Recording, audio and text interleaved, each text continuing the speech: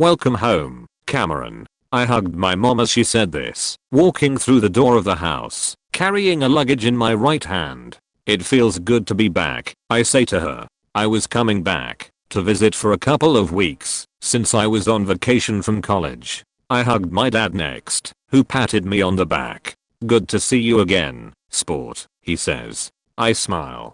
I think I missed my dad the most. He was very caring, and we had a lot of the same interests and thoughts on things. It was great. When I finally stepped back, I looked around. "Where's Violet?" I ask both of my parents as they stand next to each other. They both shrug their shoulders. "She might be up in her room again. You should go check on her," my mom says to me. I sigh as I put my luggage down and head for the stairs. Violet was 13 years old, 6 years younger than me, so she's starting to kinda go through a phase. It isn't a normal phase though. She's been in it for nearly her whole life. She's really into dolls. Not just any kind of dolls, though, but really weird and unsettling looking dolls. She didn't think they looked weird, though. In her own words, they were all beautiful. Ask anyone else in my family and they'll all agree that every single doll that is laid out in her room are creepy and weird. Which is fair, since they all frequently shook me down to my core. I made it to the top of the stairs and started to shout her name. "Violet, I'm here." No answer. "Violet?" No answer again. I started to get frustrated. I hadn't seen her in a year, and she was just not going to come out and greet me. Great. As I walked to her bedroom door, I started to try and give her the benefit of the doubt that maybe she was sleeping, or that she had headphones in. I was young too, so I would be able to understand. But when I pushed her door open and walked into her colorful and decorative room, I saw her sitting in the middle of her room with 2 dolls in both of her hands, just looking at the ground, almost as if she was examining something. I shivered. "Violet?" I said to her. After a few seconds, she finally turned her head around to face me. She had a blank expression on her face, but when she laid her eyes on me, she immediately lit up as she sprung up and dropped the dolls in her hands, like they were just junk to her now. She ran and hugged me, but didn't say anything. "Hey sis," I say, returning the hug. She wouldn't let go for another minute. I started to get uncomfortable, but I let her do it. When she finally let go, she said, "Sorry if there are dolls everywhere. I forget to clean my room." "No, you're fine. When I was 13 I never cleaned my room either." I laughed. She laughed back. "I got a new doll yesterday though. You wanna see it?" I really didn't want to, but I figured that this is a good opportunity for us to spend more time together. I smile and say, "Okay." She walked over to her desk at the end of the room and I follow her. She had several dolls on the floor and I stepped over them, trying my best not to step on and break any of them. Violet's room was expressive. Half the wall was painted pink, and she had multiple posters for pop singers and movies on her wall. She had a bunk bed at the side of her room too. When she made it to her desk I took a step next to her. She had a laptop and a pencil pouch on her desk, but right next to the laptop, I saw the doll she wanted to show me. "You can pick it up and look at it if you want," she said. The doll looked normal but something also seemed off about it, almost dejecting. I reach my hand out to it and pick it up. I raise it so I can get a better look at it. It was made out of cloth and looked like it was tied together with knots. It had long braided blonde hair and buttons for eyes. The doll had a red mark for a smile across its face that looked uneven. It had a pink and yellow flower dress and a little blouse to go with it. Along with how it looked, it felt rough and scratchy, getting my hands itchy in the process. The doll had an aura to it that I can't explain. There was something tugging at my spirit and soul just holding it. I sat it down neatly and nodded my head. "What do you think of it?" Violet says, leaning on the desk. I turn to face her and rub my hands against my jeans to itch them. "It's neat. Definitely a good addition to your collection," I respond, to which she reacts by just giving me a weird look. I look back at her and look around awkwardly. "You don't think it looks freaky, do you?" Violet asks me seriously. I hesitate for a second before shaking my head. "Nope. I think it looks." I take another glance at the doll. "Perfectly fine." Violet returns to a normal look on her face. "Mom and dad think it looks stupid, so I'm glad that you at least think it's fine." Don't worry about it. I'm not too critical with things, especially not dolls. I start heading towards the door. I'm gonna start unpacking all of my things if you need me. Violet flashes me a thumbs up, and I give her one back as I walk out of her room. I walk down the stairs, alarmed and wondering about that doll. Something wasn't right about it. When I finally finished unpacking all of my stuff, it was starting to get dark out, and I was beginning to get tired. I wanted to do something relaxing, and I knew that mom and dad had Hulu and Disney Plus on the downstairs TV, so I figured that me and Violet could go down and watch a movie. I left my room and went to her bedroom, pushing the door open, and walked in. "Hey Violet, did you want to watch a movie or something?" Violet wasn't in her room. The room was dark, with no sign of her anywhere. Everything was the same in her room as it was earlier. My eyes danced around everywhere, searching for her to see if she was hiding, but nope. She wasn't anywhere. I took another step into her room and accidentally stepped on one of her cloth dolls. I lightly kick it away as I see the doll from earlier, sitting up on her desk with a piece of paper in front of it. I get curious, and walked over to the desk. I pick up the piece of paper and stare at the doll for a moment. It was as if the doll's eyes were looking at every move I made, every action I did. It was starting to freak me out. I looked at the piece of paper, the text written in red marker. My eyes widened as I read, "You will be bloody tonight, Cameron." I wasn't taking it too seriously at first, because I didn't even know what that meant. Did it mean I was going to get stabbed or something? Did it mean they were gonna pour something on me? I didn't know, but my brain was telling me to make sure whatever it meant didn't happen. I started to take it more seriously. At that instant, Violet walked into the room and turned on the light. I jumped at the feeling of the lights and turned around to see her standing in her doorway. "Cameron, what the hell are you doing in my room?" she says angrily. I understood her tone because I went into her room and was looking at her stuff without asking, but I didn't care then because I truly needed to know what the writing on the paper meant. "Can you come here for a second?" I motioned for Violet to get closer to me. "Not until you tell me why you're in my room." I was going to ask if you wanted to watch a movie and I saw a piece of paper. "It doesn't matter, just come here, please." Violet groans as she walks to me. I give a slight smile. "Yeah, so I found this in front of your doll." I lay the piece of paper flat on her desk. She leans over to read it, and I hear her gasp. "What does this mean?" "I'm confused here. I did not write this," Violet exclaims. "Then who could have written it? Because mom and dad wouldn't write something like this, so it's only logical." "Cameron, don't be stupid. Does this look like my handwriting to you?" She picks up the paper and puts it in my face. I pay more attention to the writing as I take it from her. It looked kind of messy and sloppy, like a toddler wrote it with their left hand. I started accepting in my head that I was just jumping to conclusions and she did nothing wrong, but admitting that I was wrong never sits right with me, so I just kept going. "Violet, I've never paid attention to your handwriting, so what are you trying to prove right now?"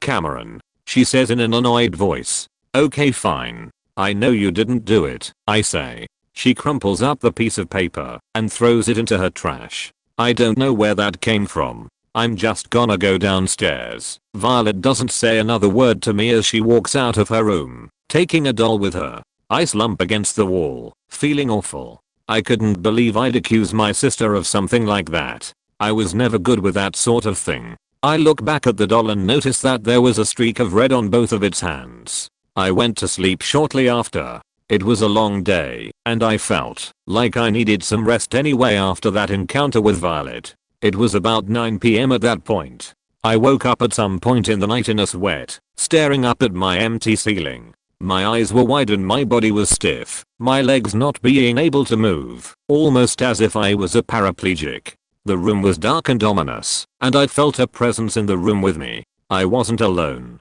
It was a feeling I had never experienced before, but once that feeling was over me, I didn't want to move. I didn't even want to move my eyes around. I shortly realized that it felt like there was something in my left hand, and I felt something warm on my right wrist. It also felt gross. What was once desperately not wanting to move, I was now fiending to move my arms to see what was going on. I looked down at my left hand, and even in the pitch black that was my room, I was able to make out a knife in my hand. I let out a quiet scream and let go of it, perplexed and concerned. Why was I holding a knife? I stared at it for a while, then I quickly looked at my right hand to see what was on my wrist, and I realized in a matter of seconds that there was a deep cut on my wrist and blood was oozing out of me. I put 2 and 2 together and I was able to register that I had done this to myself. But how? I was asleep. I was never a sleepwalker, so me sleepwalking wouldn't make sense. I wouldn't be able to know what happened anyway because we didn't have cameras in the house. I wrapped the bottom of my shirt around my wrist to slow down the bleeding and heal the puncture in my wrist. I steadily got up from my bed and took in the surroundings of the room. It was dark, but almost too dark. I looked at the chair in the corner of my room that my parents said they forgot to move and figure I could sit there for a while before I potentially go to the hospital, since I didn't know how much blood I lost. I didn't think I lost that much, so I supposed I'd be fine enough. I stood in the void that was my room. My legs felt wobbly, like they were noodle sticks, but also like something from beneath me was trying to pull me down to the floor. My gut was telling me to get out of the room, but I didn't. I started to walk to the best of my ability to the chair, but once I got up to it, I noticed Violet's doll was leaning on the back of the chair, the same doll that she showed me earlier in the day. Its red crooked smile illuminated itself at me, and it felt like its buttoned eyes were staring at me, waiting. Damn it, Violet, I grunted. I reached my hand out to grab it, but as my hand touched it, I had a flaming sensation going through my hand. The doll was boiling hot. It felt like my hand had just been scorched in a fire. I leapt my hand away swiftly and took a look at my hand. I had a burn mark now. Great. I looked at the doll again and wondered why it felt so blistering. If it had been set on fire, it would have burnt to a crisp, not be perfectly fine. I poked it, and the same sensation went through my finger, but this time it felt worse. I had to suck on my finger to make the pain slightly less critical. The doll was still in its same position and the knots tying the cloth together looked a little looser than before. I was getting freaked out because I didn't know what was happening. I looked back at my wrist and unwrapped my shirt from it. The bleeding was still happening, but it wasn't as bad, and it didn't look as severe anymore. The questioning about how I even got a knife when I was sleeping was still seeping through me, but when I looked back at the doll, it was now sitting perfectly still and straight at the edge of the chair. I took an instinctive step back. The doll just moved. Admittingly, I didn't see it happen, but it wasn't in that position before. It looked like it was defying gravity. A stuffed doll couldn't sit perfectly straight at the edge of a chair. That's just not possible. I wrapped the bottom of my shirt back around my wrist as I surveyed the doll, trying to understand what was wrong with it. The whole time I've been here, nothing has been right about it. You did what? I heard a voice from beside me at the door. I swung my head around and saw Violet standing there with her eyes closed. I got confused, but I got scared at the same time. It didn't appear that she was talking to me. Violet, who are you talking to? I say to her. She didn't respond or react to me though, or open her eyes. I noticed then that she was facing the doll. I turned to face the doll again, and it had moved once more. This time it was looking at Violet at the door. I looked back at Violet and her eyes were still closed. She continued to look at the doll, but she wasn't saying anything. It was as if she was listening to something, but nothing was making any noise. You don't need to do that, Violet says to the doll. I alternate between looking at the doll and Violet, and they both just keep looking at each other. I don't know if I should say the doll was looking at Violet, but I cold sworn I saw its butt and eyes laid upon her. Okay, Violet continued saying carefully. I was getting ready to wake her up, open my window and throw this damn doll out of it, but then something happened.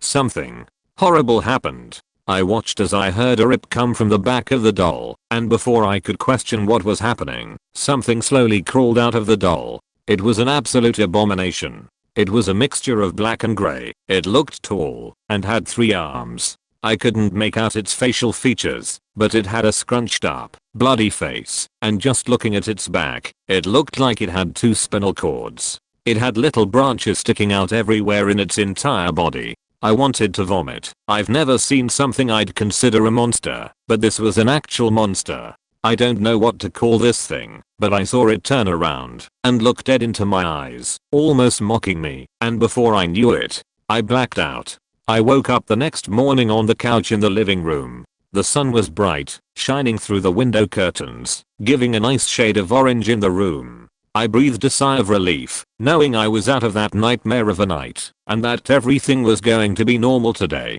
I started to sit up, moving the pillows, when I heard Violet's voice from next to me. Mom and Dad are at work now. They found you passed out in your room, and saw your wrist slit. They even saw burns on your hand. They're awfully worried about you, Cameron. Are you okay? I listened to what she was saying without looking at her. I looked at my wrist and saw that it had been wrapped with a cloth. It didn't hurt anymore. I looked at my other hand, where the burns had been soothed. I didn't feel like I was in agony anymore. I hoped my parents didn't think I tried to kill myself though.